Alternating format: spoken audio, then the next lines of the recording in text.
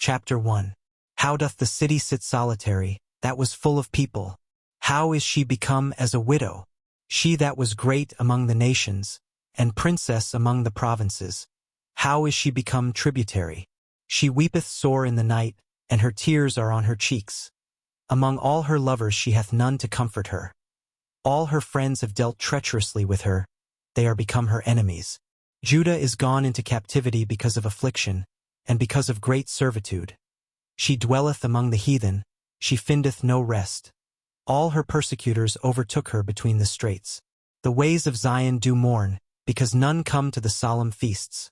All her gates are desolate. Her priests sigh, her virgins are afflicted, and she is in bitterness.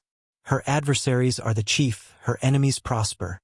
For the Lord hath afflicted her for the multitude of her transgressions. Her children are gone into captivity before the enemy. And from the daughter of Zion all her beauty is departed.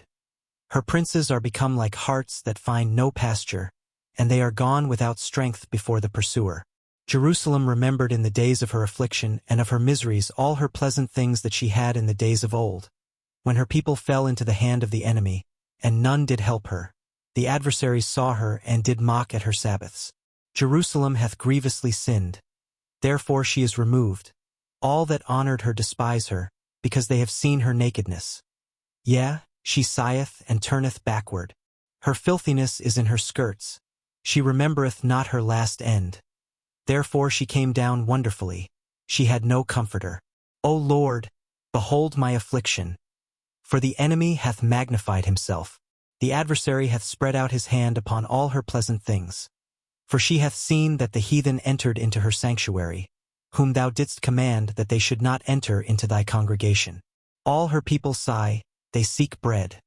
They have given their pleasant things for meat to relieve the soul. See, O Lord, and consider, for I am become vile. Is it nothing to you, all ye that pass by? Behold, and see if there be any sorrow like unto my sorrow, which is done unto me, wherewith the Lord hath afflicted me in the day of his fierce anger. From above hath he sent fire into my bones, and it prevaileth against them. He hath spread a net for my feet, he hath turned me back. He hath made me desolate and faint all the day. The yoke of my transgressions is bound by his hand. They are wreathed, and come up upon my neck. He hath made my strength to fall. The Lord hath delivered me into their hands, from whom I am not able to rise up. The Lord hath trodden under foot all my mighty men in the midst of me.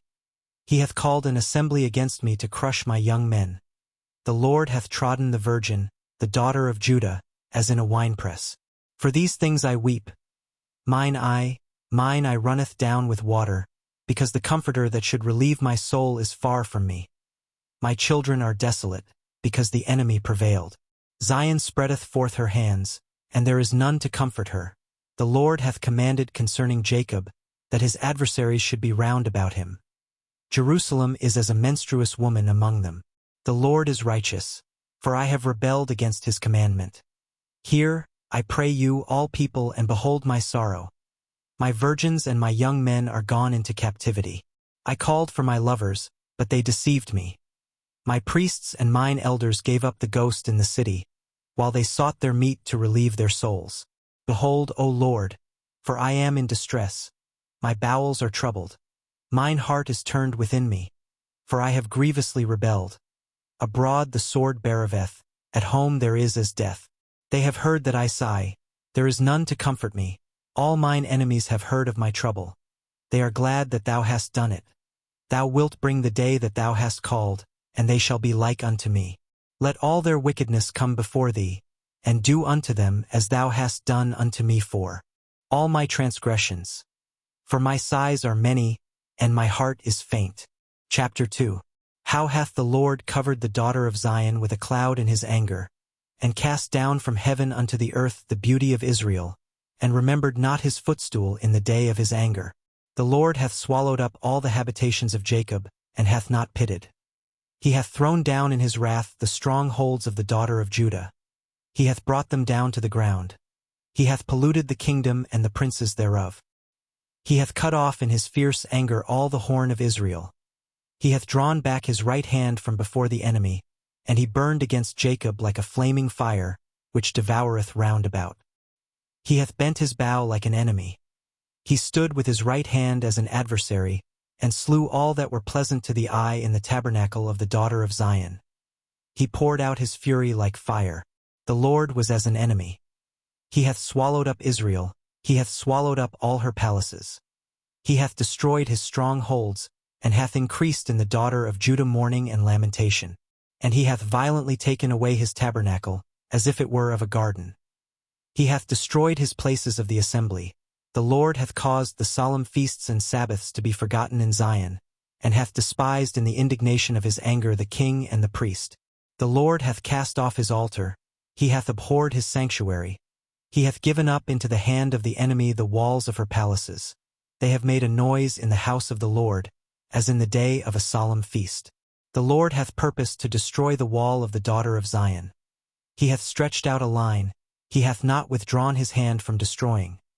Therefore he made the rampart and the wall to lament. They languish together. Her gates are sunk into the ground. He hath destroyed and broken her bars. Her king and her princes are among the Gentiles. The law is no more. Her prophets also find no vision from the Lord. The elders of the daughter of Zion sit upon the ground and keep silence. They have cast up dust upon their heads. They have girded themselves with sackcloth. The virgins of Jerusalem hang down their heads to the ground. Mine eyes do fail with tears, my bowels are troubled. My liver is poured upon the earth, for the destruction of the daughter of my people. Because the children and the sucklings swoon in the streets of the city. They say to their mothers, where is corn and wine? When they swooned as the wounded in the streets of the city, when their soul was poured out into their mother's bosom. What thing shall I take to witness for thee? What thing shall I liken to thee, O daughter of Jerusalem? What shall I equal to thee, that I may comfort thee, O virgin daughter of Zion? For thy breach is great like the sea. Who can heal thee? Thy prophets have seen vain and foolish things for thee, and they have not discovered thine iniquity, to turn away thy captivity, but have seen for thee false burdens and causes of banishment. All that pass by clap their hands at thee. They hiss and wag their head at the daughter of Jerusalem, saying, is this the city that men call the perfection of beauty, the joy of the whole earth? All thine enemies have opened their mouth against thee. They hiss and gnash the teeth. They say, we have swallowed her up. Certainly this is the day that we looked for. We have found, we have seen it. The Lord hath done that which he had devised. He hath fulfilled his word that he had commanded in the days of old.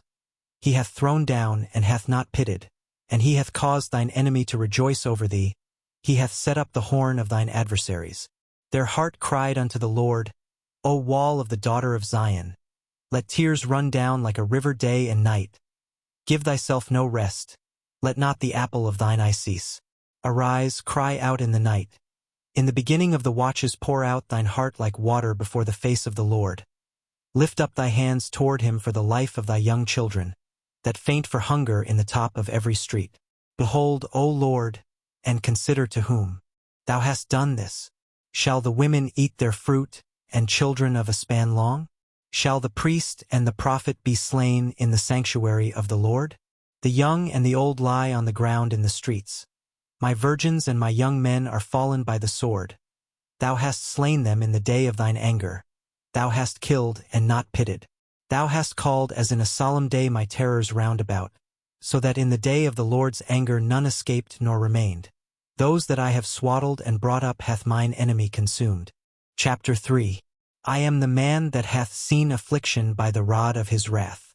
He hath led me, and brought me into darkness, but not into light. Surely against me is he turned. He turneth his hand against me all the day. My flesh and my skin hath he made old. He hath broken my bones. He hath builded against me, and compassed me with gall and travail.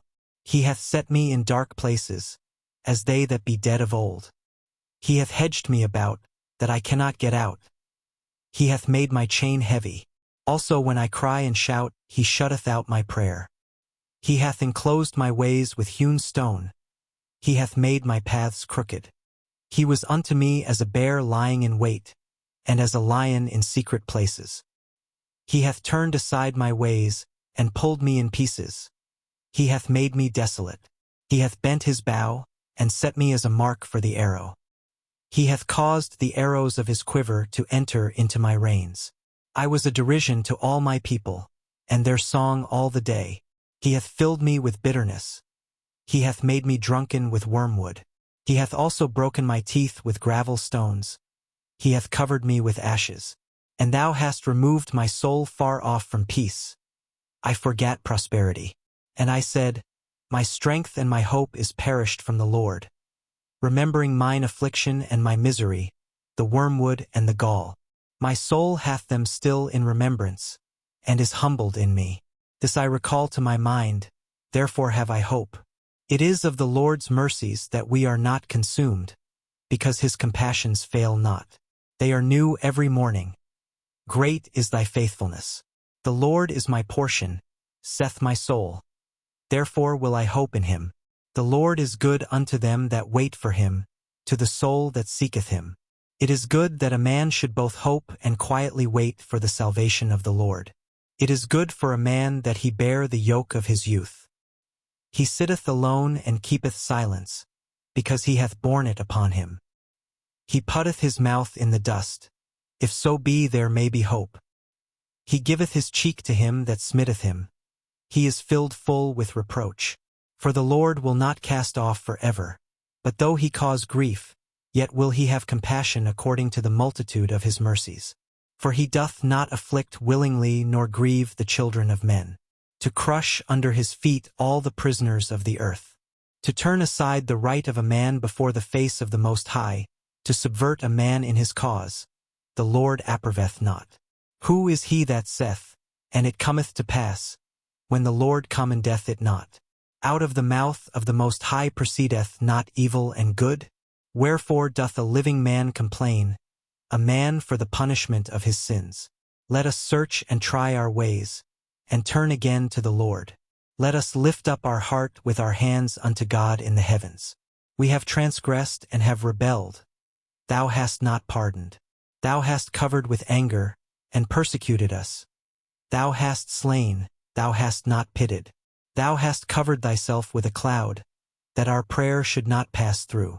Thou hast made us as the offscouring and refuse in the midst of the people. All our enemies have opened their mouths against us. Fear and a snare is come upon us, desolation and destruction. Mine eye runneth down with rivers of water for the destruction of the daughter of my people. Mine eye trickleth down, and saith not, without any intermission, till the Lord look down, and behold from heaven. Mine eye affecteth mine heart because of all the daughters of my city. Mine enemies chased me sore, like a bird, without cause. They have cut off my life in the dungeon, and cast a stone upon me. Waters flowed over mine head. Then I said, I am cut off. I called upon thy name, O Lord, out of the low dungeon. Thou hast heard my voice. Hide not thine ear at my breathing, at my cry. Thou drewest near in the day that I called upon thee. Thou saidst, fear not. O Lord, thou hast pleaded the causes of my soul. Thou hast redeemed my life. O Lord, thou hast seen my wrong. Judge thou my cause. Thou hast seen all their vengeance and all their imaginations against me. Thou hast heard their reproach, O Lord, and all their imaginations against me. The lips of those that rose up against me, and their device against me all the day. Behold their sitting down and their rising up. I am their music. Render unto them a recompense, O Lord, according to the work of their hands. Give them sorrow of heart, thy curse unto them. Persecute and destroy them in anger from under the heavens of the Lord. Chapter 4. How is the gold become dim?